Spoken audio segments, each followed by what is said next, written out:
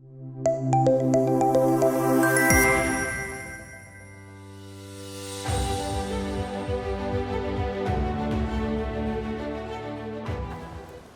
you so much, everyone. I invite all of you for today's conclave, that's Digital Bharat Education Conclave 2025. I, your MC, Priyanka Happin, for today, invite you all on behalf of Digital Bharat.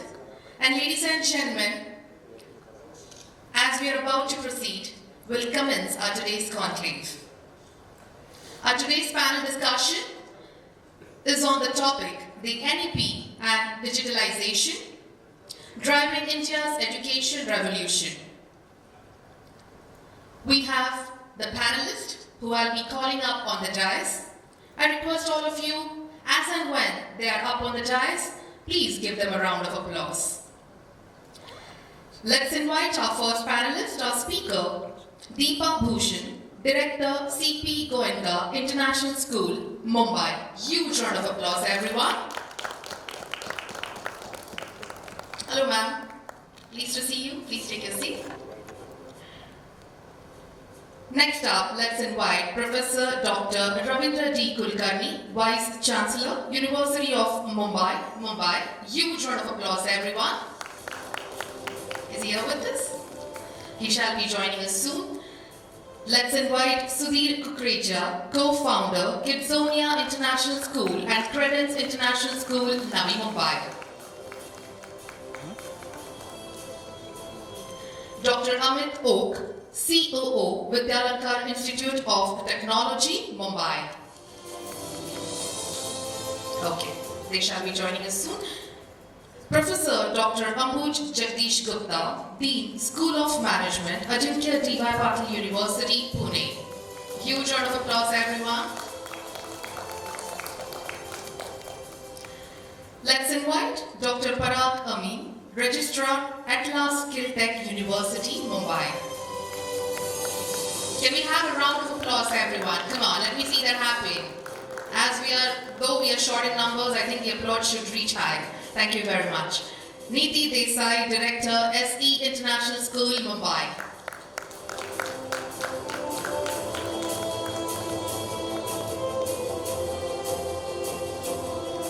Thank you so much. Pleased to have you.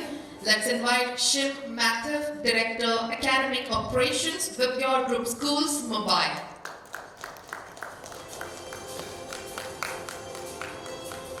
Thank you so much, everyone. Here we present our speakers, our first panelist of today's conclave. Our moderator for the same is Deepa Bhushan, Director, CP Goenka International School, Mumbai. Over to you, ma'am. So good morning to everyone. Very nice to see you all here today. So it's going to be a very, very insightful session that we're going to have. And therefore, it's an honor for me to be here today moderating this session with such an esteemed panel of stalwarts who I believe will be able to give us so many thoughts, perspectives on the NEP 2020 and digitalization. I think enough and more has been said, but it is still not enough. We need to do so much more, and there's so much more coming up.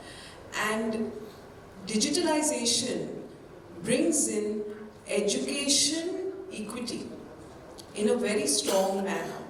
And that education equity will take us to newer heights of a nation that is educating all its young ones, its youth, and its adults.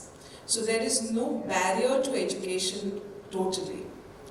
And with that, I am going to thank the organizers, ArdorComm, for having us here today. And I'm going to start off with our first question, deep dive straight into it to hear from our esteemed panelists. So my first question goes to Dr. Parag Amin. How can educational institutions effectively integrate the NEP's visions with digital tools to enhance accessibility and inclusivity across rural and urban areas? Good morning. Sometimes it's very difficult to be the opening batsman. But I will try and like a good boy, I prepared some notes because I knew that this question was coming. Let me set some context to this. I hope I have got a couple of minutes. Yes, you have. The entire context of NEP is like this. I mean, if we really look at, there's a shloka in Vishnu Purana, and I'm going to quote just the second half of that shloka because I understand that in such conferences, when you quote Sanskrit shloka, you are taken more seriously. So the second half of that shloka is Ya Vidya Sa Vimuktaye. It basically means that education liberates people. That's one of the objectives. Now, if you really look at India, Bharat as we call it in today's context, I mean, what has India always stood for, or what was India always known for? We have always been a nation that has been giving, right? We have always been a nation that has been giving. Historically, I mean, if you look at centuries ago, what have we been giving? We have been giving knowledge. We have always stood for knowledge. We were always the so-called Vishwaguru. Somewhere in between, probably we lost that status of being a Vishwaguru. And I strongly feel that, I mean, those of you who have really gone through those 65 pages of NEP, the objective is to bring that lost glory back. We want to be the Vishwaguru again. And the way that we can become a Vishwaguru is by giving. And what do we give? We give knowledge, right? Because that's the best thing that we can do. Now, if you really ask me what are the key objectives, right? I think there are three key objectives of any kind of education that we're talking about. One is, as I said, it should liberate, mukti. So the education should be mukti kari, it should give mukti. Mukti, liberation from all the frameworks that we have got into, right? All the mindsets that we have got into. Idea is that the student or the learner should be able to think more freely without any bias. For example, if I look at, today also we teach A for apple, right? And we are upfront that education is biasing the student right from the beginning that A stands for apple. Whereas in his area that he is learning, apple may not be growing. It could be apricot, right? It could be anything else. Why are we biasing him by saying A for apple? So next time he sees an apple, he associates A for apple, right? And that's where there's a constraint on his thought process, upfront. So, are we really liberating? Is our education liberating? Probably we need to think about it. So, one is mukti kari, it should liberate. Second is yukta kari. Yukta is in terms of skill, right? So, empower the students, the learners with skills. And third is artha kari. That means, it is not enough for you to just be a great learner and not earn anything, because at the end of the day, you have to look at your life and you have to run your daily life, right? So you need to earn money. So the education should ideally liberate, empower you with skills, and probably also help you in terms of earning. Now, is NEP helping us to do that? That's the idea. So if you really look at what have been some of the objectives of NEP, right? NEP is talking about accessibility, right? Everybody should be able to access education. Why? Because we want to liberate everybody. We want to empower everybody with knowledge, with education, so that they can earn, they can stand on their own feet. We are talking about multidisciplinarity, transdisciplinarity, interdisciplinarity. Why are we talking about that? Because we are talking about holistic education. We are not talking about one-sided education. If you really look at our ancient Gurukula system, there is a myth that the Gurukula system were only talking about, let's say, yoga. No. Yoga and Adhyatma, as you call it, was hardly 5% of that entire teaching learning process in the Gurukula system. But what were they talking about? They were talking about the life skills for that particular person, right? So how would that person earn? How would that person be able to lead a great life, a balanced life? That was what they were talking about. Is our education able to do that today? I think we need to answer that question ourselves, right? So NEP is probably trying to bring that entire thing back through multidisciplinarity. And then the question is, how do we make it accessible? That's where technology comes in. That's where digital technology comes in, because today we are talking about, if you look at the penetration, the internet penetration, huge, right? If you look at the availability of smartphones, mobile phones, or devices that would really be useful for people, huge. And anybody and everybody today can afford a smartphone, anybody and everybody can afford an internet connectivity. And if this is the base, if this is the environment that we have been able to create, thanks to the technological development, why not to use these tools, use these technologies to make our education accessible to everybody, and not only accessible, but also make it probably economically feasible for everybody to be able to really benefit from that education. I also want to give one more reference, okay, why this is very important for each one of us to really think about very, very seriously. You know, there was a study done by a British researcher, and I am saying British researcher because then again we will take it more seriously, right? He was asked, he was an economist, and he was asked to find out the status of different countries in terms of their contribution to the world GDP from 0 CE to 2000. So for 2000 years, starting 0 CE, which countries have been contributing to GDP and in what sense, right? In what proportion?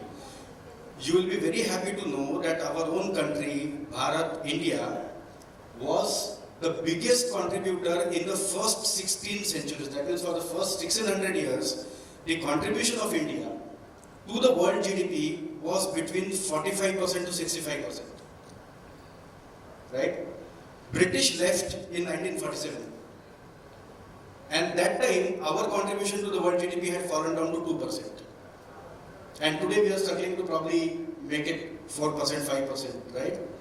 So much for the Macaulay system, which got introduced in 1835. One more statistics for your reference. 1835, British conducted a survey of literacy rate in India, those days. You'll be happy to know that in those days, India was almost 100% literate. Okay? This was 1835 when our friend Macaulay, and you and me are products of that Macaulay, right? In 1947, when British left, guess what was the literacy rate? 18%, 1/8. Oh my God, that's a lot. Yeah? Now that is what they did to us. Now today, when we are trying to implement NEP, what are we trying to do? We are basically trying to bring that lost glory back. Now the question is, where should it all start? Should it start in higher education when the child reaches the higher education, that means plus 2? Or should it start right from the foundation? So NEP says we should start it right from the foundation. So when the child goes in the first, probably they are saying that at the age of 3 years, the child can start going to the school, pre-primary or whatever they call it, nursery. And from there, I think in a very structured manner, we should start making the child aware of not only our glory, what was the knowledge that we had at some point of time, bring it back, so that we empower them. And one of the major objectives of NEP is to create a proud Indian. I think somewhere that pride is getting lost. And one last statistics, if you permit me. There are 36% Indians who work for NASA. Okay, as per the last statistics, 36%. How many Americans work for ISRO? 0% Americans work for ISRO. In spite of that, ISRO has been able to send that famous Chandrayaan, land it successfully. ISRO has been able to send that satellite to Mars, and at a very, very economical rate. Right? This is something that even the NASA could not do. And if you ask me, who are the scientists that really worked? Right? Were they all from privileged premier schools like IITs? I have a reason to believe that most of them were not from IITs. They were from probably tier 2 kind of schools. Now, so we have this inherent strength in us in terms of the education. So technology will only complement in terms of probably disseminating it across. True that. So what you're saying, and actually that makes sense, is the key outcomes that we're looking for, whether, in the rural or the urban context, the key outcomes that we want for students are the same. It's just the how it needs to be done which would differ. But livelihoods, I mean, all children need to be brought up for that. Leading good lives is something that all children need to be brought up for. So equity in education through digitalization actually comes in through the different processes. And like you said, I'm amazed at all these statistics though, and you remember all of them. Very tough for me right now to remember any kind of statistics, but super on that. True, the context. Small point is GER, the gross enrollment ratio. Today we are somewhere around 26%. NEP aims to make it around 50%. And this digitization will help hugely.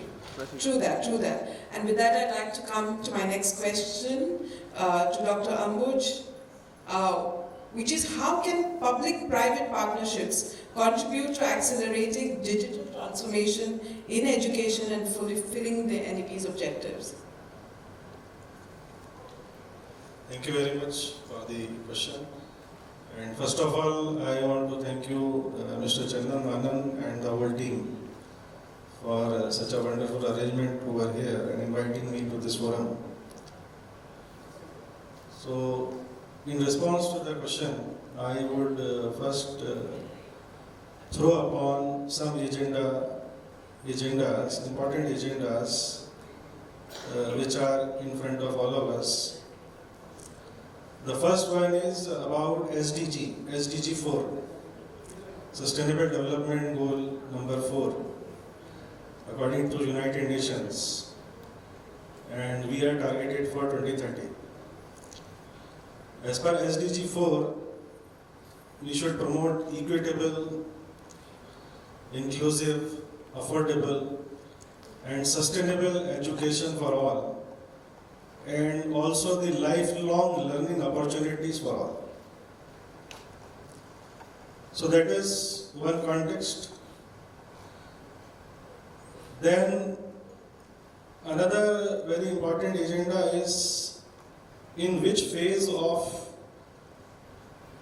currently the education is. So I hope you must have heard of Industry 4.0, Industry 5.0. So if we see how the education landscape is evolving in coordination with the evolution of the industry, so you'll find that as Industry 4.0 and now Industry 5.0 is in the offing, accordingly, we have been into the phase of education 4.0 and education 5.0, where we are looking towards the futuristic education. Education which we impart now and which can develop the leaders for the future generation, how we want to build upon the future generation. Then on the other side we have the NEP, the new education policy is there which came out in 2020. Then we have agenda of our own country being a Viksit Bharat by 2047. So given all this background, particularly with reference to NEP, if we try to find, we come to know that under NEP, the government has formed an autonomous body, which is named as National Education Technology Forum, NETF. And NETF has been formed to provide solutions which can promote equitable, accessible education for all. And within that NETF, government has taken a lot of initiatives. So I'll mention just a few of them, like National Academic Depository.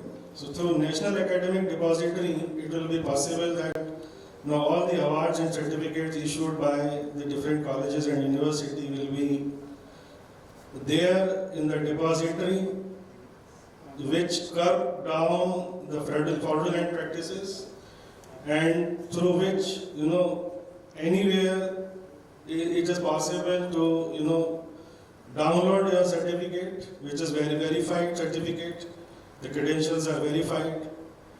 So that is one initiative. Then there is one nation, one data.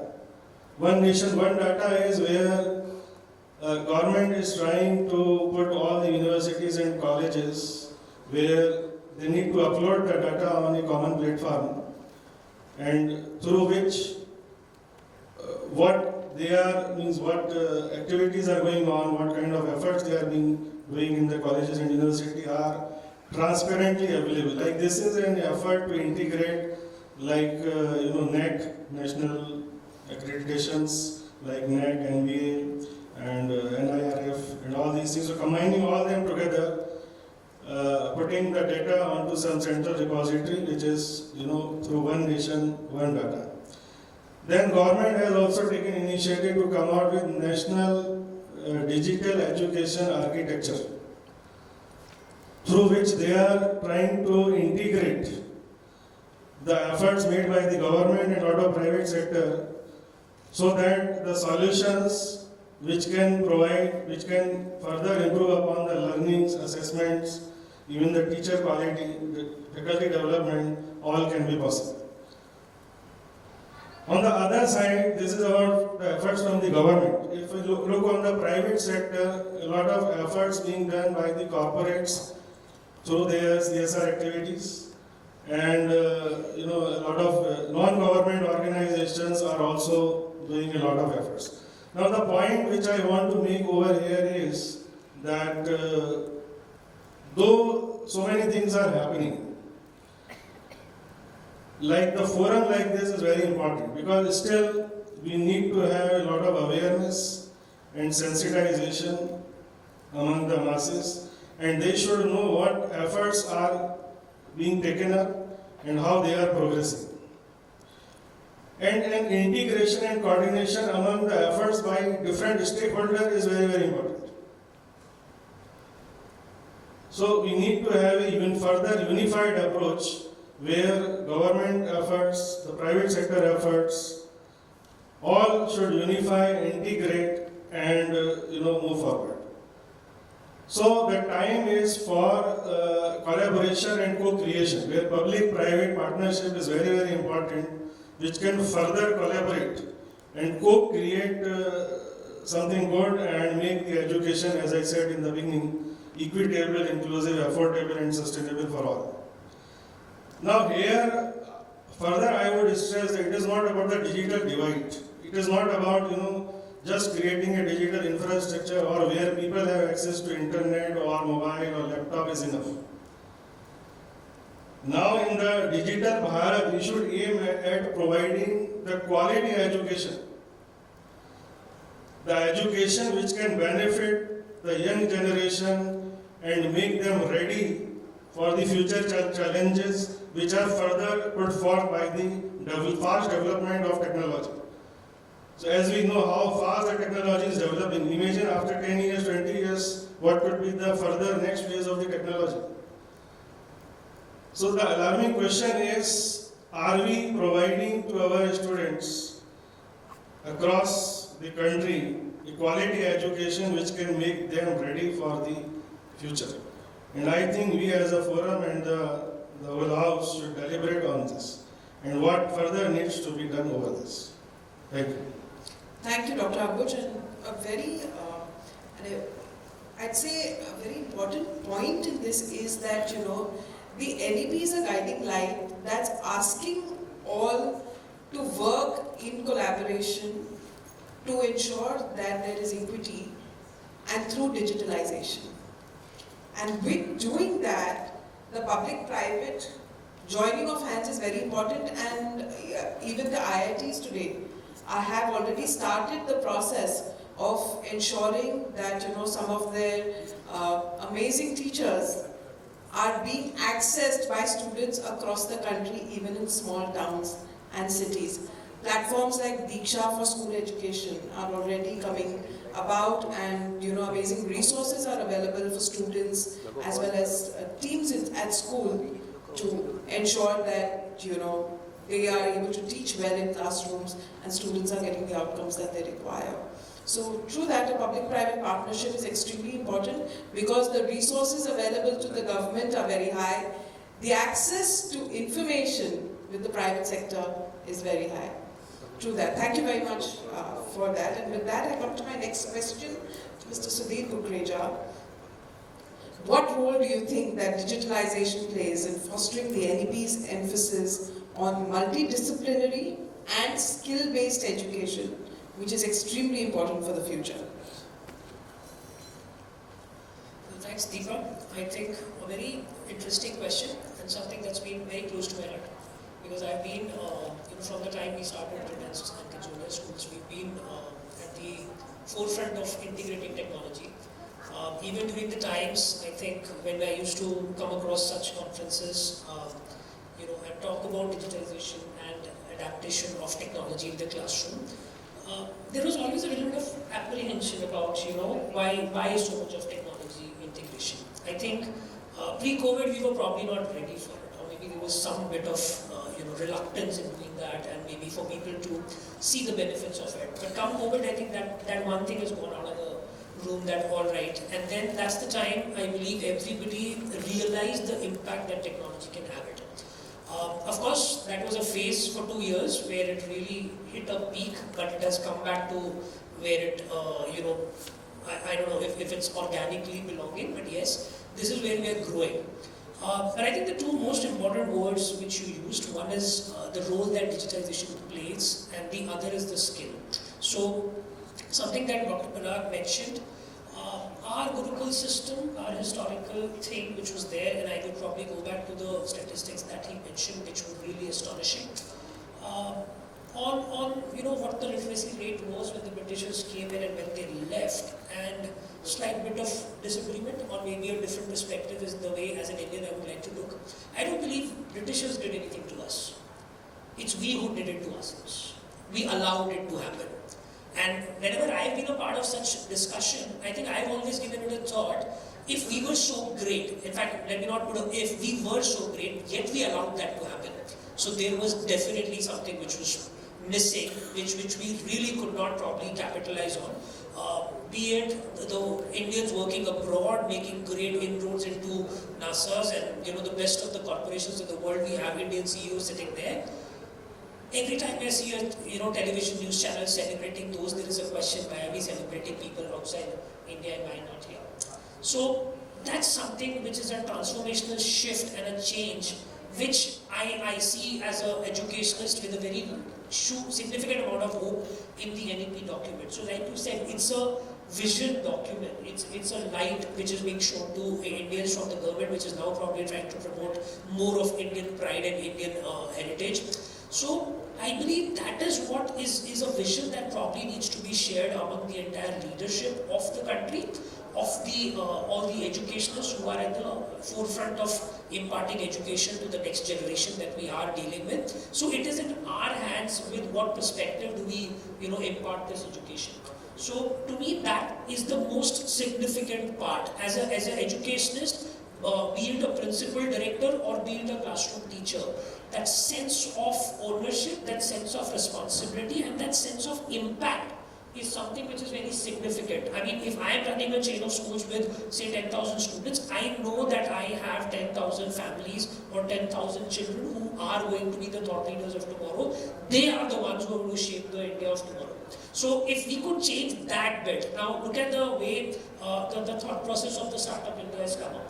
Now what are we trying to do? Startup India is at a very higher level, I'm sure Sir and my fellow panelists who are at the university level are having a very deep integration with the aspirations of a young age child, the Gen Zs of the world, who are no longer wanting to go and get a US job, but they're wanting to create jobs here with some great startups. And for those startups to succeed, there is a huge amount of skill set gap that needs to be filled. And that skill set gap is going to be the transformation in the education that we're looking for.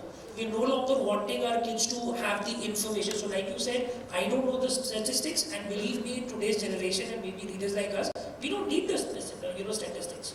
We don't need to memorize. I mean, that's what we were focusing on even when we were in our school days. When did this event happen? When did that happen in history? In today's time, the generation has it on the tip of their phone devices in their hands, and that's the reason it's no longer information imparting which is important. What's important is the critical thought process behind it. Yeah. So how are you really building that thought process? How are you building that independence? How are you building that pride and sense of a child? I think that is something which is very important.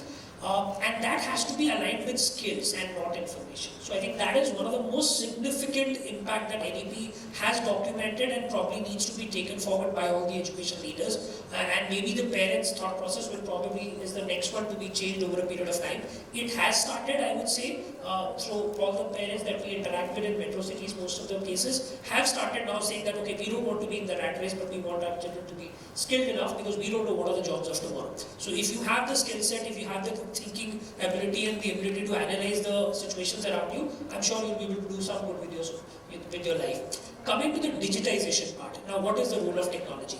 We've talked about multiple intelligences, we've talked about multidisciplinary learning, but from the times when I started, and incidentally we've been together in my journey when I started off with, I heard this word multidisciplinary and multiple intelligences, from the day I stepped into the education space. But very surprisingly, the best of the schools in the country, at that stage, I'm talking about 2012 and 2015 when I entered the space, did not have devices in the schools. We were talking about auditory and visual learning, but we were not ready to invest in those devices. So what is the point in talking and picking up a US theory which is doing great across the world, but you are talking about that theory in marketing, but you're not putting it inside the classroom. So that is where I think the digital gap is something which is now filled, and like Sir was mentioning, because of the modern day, the internet boom that we've had and the kind of devices that have come up, new statistics that I can probably share a very recent case study or a documentary that I was watching on Kota.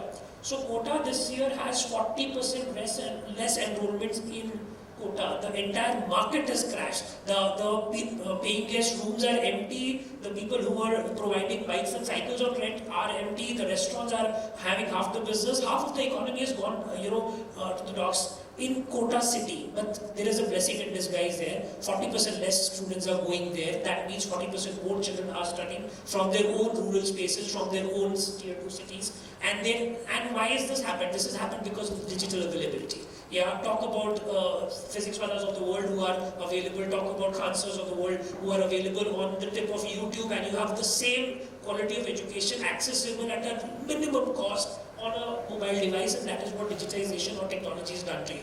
So I think that's the kind of stuff that we need to promote. More and more of economical options, more and more of options which are reaching out to the students at the ground level is something which is going to lead to the true transformation of India. And that is where I think digitization and skill set focused approach of NEP is making a transformation. True that. And when you say the true transformation that needs to happen, I completely agree with that, because today, in today's times, when you look at ChatGPT, we're all utilizing ChatGPT, and kids are too.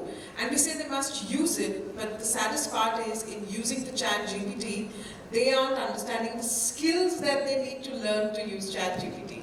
So somewhere I feel that big step in the middle, of the thinking ability should not be lost by digitalization. I'll add one point here, Deepa. So recently I was in a city called Devas where we operate a school, a tier 3 or tier 4 kind of a city.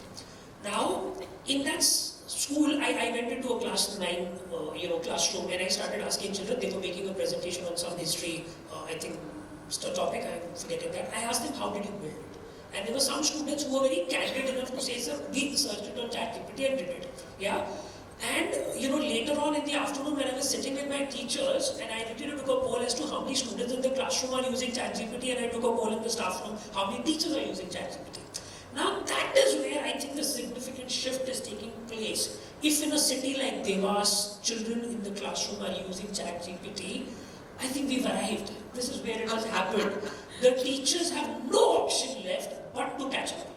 Yeah, so we literally conducted a workshop on how to use ChatGPT and make it better, how to use it as a better tool for assessment, for teaching, for PPTs, and whatever information. So the children are doing it, whether you accept it or not, they have arrived. And that is the time where the thought process, it's no longer a unidirectional approach. I mean, for me, my teachers were God. That was the only source of knowledge that I had when I was in my classroom. Either a teacher or a textbook. But believe me, in today's time, a teacher and a textbook are not more than 10% of a child's learning process.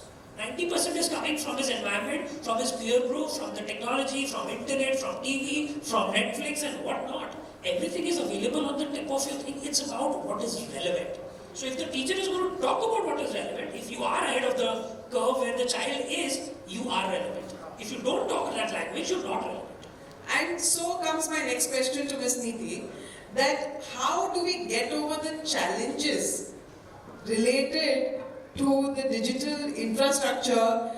So could be, the infrastructure limitations, extra access is also another thing that is there, teacher readiness for technology adoption, and of course the digital divide, which is still there. How much ever we may say, and everything's on your mobile phone, but how do you get over all these challenges?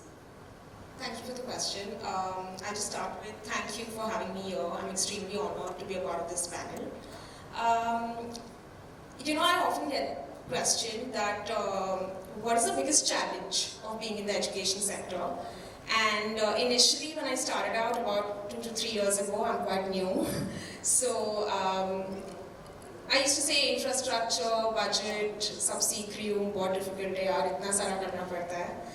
But now my answer would be, we are teaching students for a world that is evolving and transforming faster than our textbook gets printed.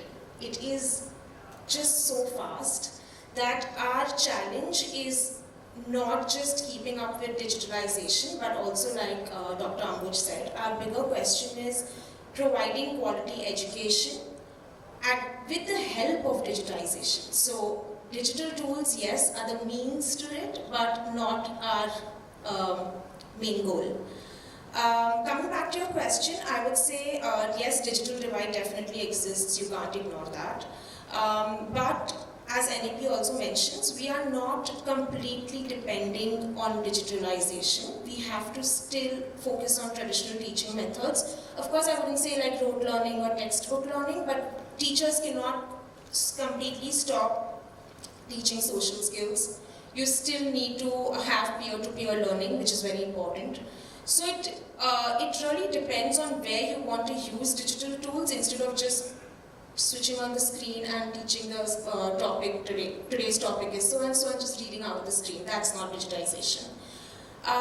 Teacher readiness, yes, there is a lot of reluctance. There's a lot of fear when it comes to teacher training. A lot of teachers, especially senior teachers, what I have noticed is are a little reluctant to use AI, if I must say. Again, I think what we need is, what we've done in our school is, we made tech champions, and that person spends an X amount of time with the teacher who is not that open to learning and solves her questions, makes her realize that it's not that difficult. We also need to understand that teachers are not technicians of teaching, they're more like facilitators. So they need to realize, we need to inspire them that digitalization is a tool for making sure that your student still has the creativity in them. So what is happening is, in the traditional teaching methods, I feel we are killing that curiosity in the students. That is what needs to be sparked. And as far as infrastructure development, I think Dr. Ambuj really said it well. I think public-private partnerships are the need of the hour. We can't really work without that. I think in 2011, what I read was Google did this really fantastic initiative where we had Google Internet buses that came in. It was more focused towards southern states, and they were mobile learning labs. So what happened was a lot of people from the rural sector got exposed to internet for the first time. They learned how to pay their bills online. So something like that in the education sector is something that could be the future, for sure. So that's what I would say. Thank you, Niti. True that. The public-private partnership is an extremely important part of ensuring the digital Bharat really comes true. And with that, I'd like to go to Shim with my next question, that as technology is reshaping education, how can institutions strike the right balance between traditional teaching methods and digital learning to enhance student engagement and outcomes. Thank you, Deepa, and the panelists, as well as everybody who's watching us now. We're living in the time of DeepSeek, something that brought the markets down all over the world. ChatGPT is past, DeepSeek is in. Tomorrow somebody else will come with some new invention, which is very, very different from what we've seen in the past. What is digital education all about? Digital education is about, I think, what you started off at the beginning. You mentioned a very important word called equity. Digital education is bringing technology, enhancing the teaching learning experience, and there are 3 I's. That is, one is being inclusive, second is being interactive, and third is being immersive. And if technology can do this with the help of technological tools that we are currently using, in 2025, as we know, alpha generation's past is the beta generation. Anybody born in 2025 starts with the beta generation. So they are they're born digital, I would say. We've all heard about the word called phygital and all of them. Unfortunately or fortunately, we are that generation which is able to see this change. And also, as Ms. Niti mentioned some time back, and Dr. Kukreja also mentioned, the fear of staying away from or not using technology is actually a cause of handicap for how well that divide can be, reduced or minimized. Fortunately, we were all pushed into this about half a decade back, almost 2020, and we're in 2025 when COVID hit us. That's when we actually started thinking about the use of digital technology and ensuring that the divide that has happened to a normal, natural citizen like each one of us, especially for people who live in cosmos cities, travel 20 kilometers from here and you'll still find the digital divide as huge. So the question that you asked me of how do teachers use the conservative traditional methods, or what do we do? So there is no doubt that a teacher cannot be replaced, or teacher can be replaced, I'm sorry. Unless future generations prove me wrong, that listen, I can do without a teacher. And sometimes many of those technological tools are only complementing what a teacher does in the classroom. So there is, at least for now, I can say that as human beings, we are not so run over by technology and you cannot do without a teacher. But what we need to do is, what we need to understand is, for a country like ours, where population is not an issue, which is actually a blessing, because for the ones who think about business, the numbers are huge. By 2021-22, the internet penetration was supposed to surpass 800 million. That's 3 times the population of America almost. And which means the accessibility to technology, accessibility to internet, accessibility to smartphones or devices would help minimize the differences that we had seen in the past decade. And because of this use of technology, what can happen is the classrooms can be more interesting, can be made more engaging. So 2 or 3 things. One, the assessment tools that are available to us in the classroom. We move away from the traditional conservative assessment tools that are used in the classrooms. Today you can engage your learners and they can get quick answers to whatever gets taught in the classes. You have so many tools that can be used. The government of India has launched so many technological, repositories. So something called an e-Pathshala, you have Swayam, you have Diksha. The unfortunate part is while resources are made available, people still do not know how to use them. So while it's all available there, and I'm not blaming somebody else, I'm blaming ourselves for it. Either there has to be an understanding or awareness that what is available is what I can use, than blaming something that you thought was not available. So even for teachers and educationists, I think it's very important to have this continuous professional development. And these professional development spaces are spaces which enable interaction. Sometimes something of this nature is also a professional development program, wherein educationists and people who are stalwarts come in and discuss and talk and negotiate and understand what's happening. So one, it's very important to know what is available. Second, a professional development program has to be put in place, so consistently people will know.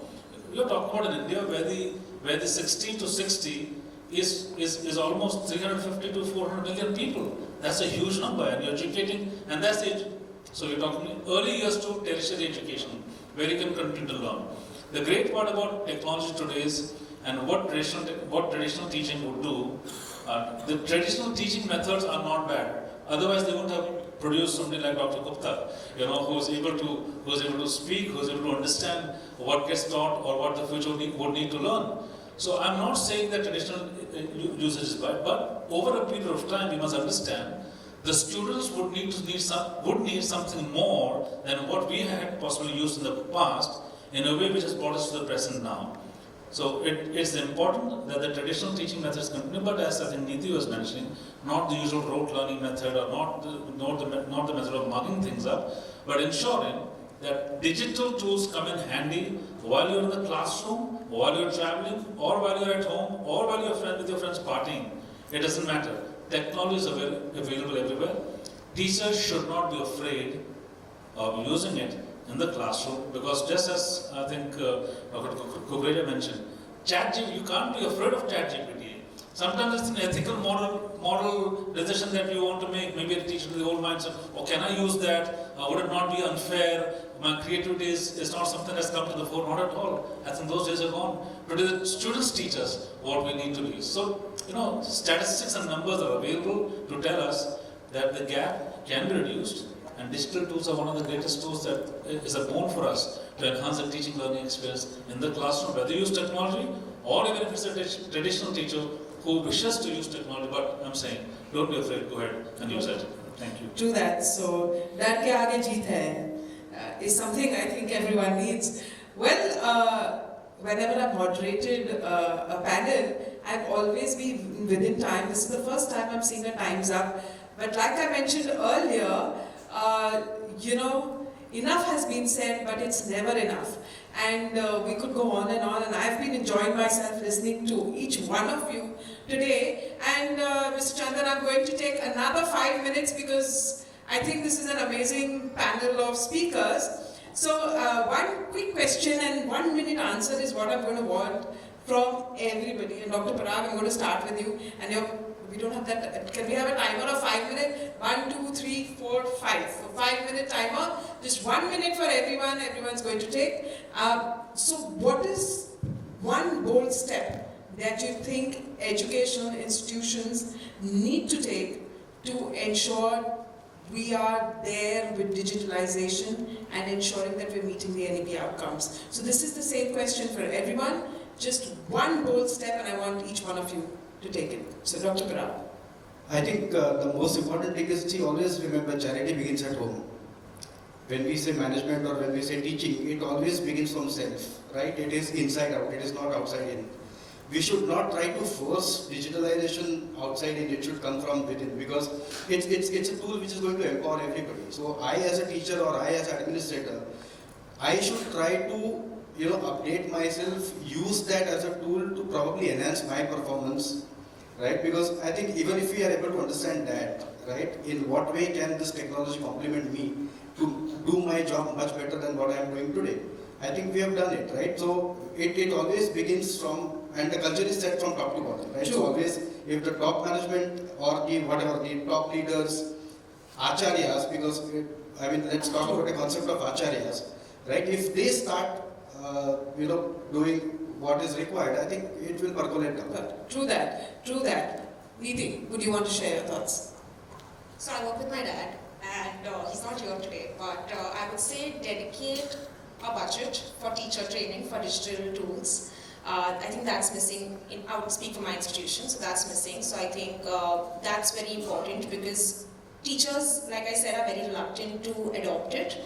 And if we push them with a dedicated budget and infrastructure, I think that's the biggest thing we can do for them. Super. Sudhir. And I believe in the idea of necessity being the mother of invention. So at the cost of sounding audacious, I'll make one statement which is good enough. Get rid of the textbooks. The job is done. True that. Shim, what is that one bold move? I would use 3 words. Digital technology has to be transformative, digital technology has to be qualitative, and digital technology has to be something that makes education sustainable. True that. Dr. Ambuj. I would say the thinking should not stop, and digital should not make you handicapped, that where you are not capable, you are not able, or you are not willing to think. So thinking should remain, and we should think, form our independent opinion, and use the technology wisely.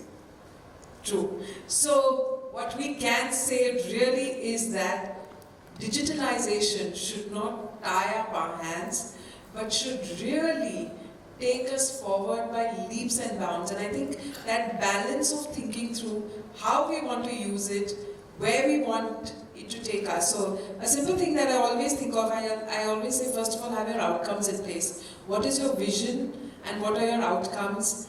And then think about technology in education, of education, and for education. And then tie it all up to get what you want with the NEP and digitalization. Thank you, and I'd like to thank the panel here. Thank you very much. I would love to continue these conversations later too, and thank you to the organizers led by Mr. Chandan. Thank you so much for this amazing panel. Thank you. Ladies and gentlemen, let's give a round of applause for our first panelist, everyone. Well, thank you so much, panelists. We thoroughly enjoyed the session. Thank you so much for providing your insights. In case if you have any questions to be asked to our panelists, you can feel free and catch hold of them in the networking tea break. As in the interest of the time, we have to move a little faster. May I please invite Mr. Kumar Chandan Anand, founder, CEO and group editor, to please come up on the dais, and let's felicitate our panelists for their valuable contribution in the field of education. We will felicitate them with a certificate of appreciation.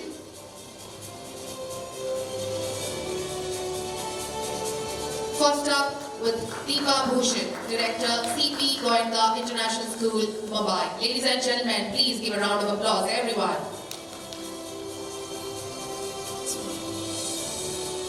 To Mr. Sudhir Kukreja, co-founder, Kidzonia International School and Credence International Schools, Navi, Mumbai. Huge round of applause, everyone.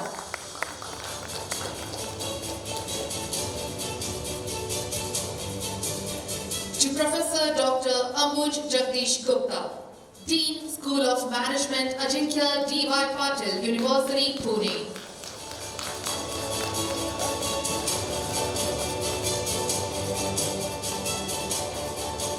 To Dr. Parag, Amin, Registrar, SkillTech, University, Mumbai.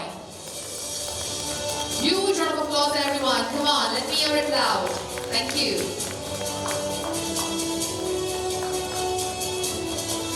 To Niti Desai, Director, SE International School, Mumbai.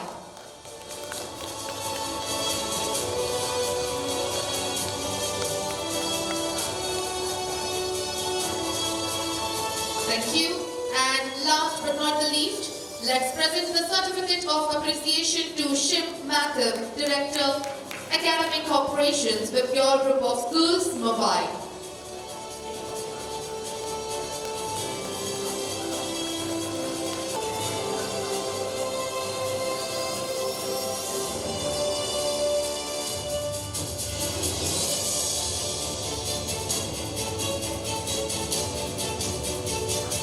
Thank you so much, panelists. Thank you so much, Mr. Kumar Chandan Anand.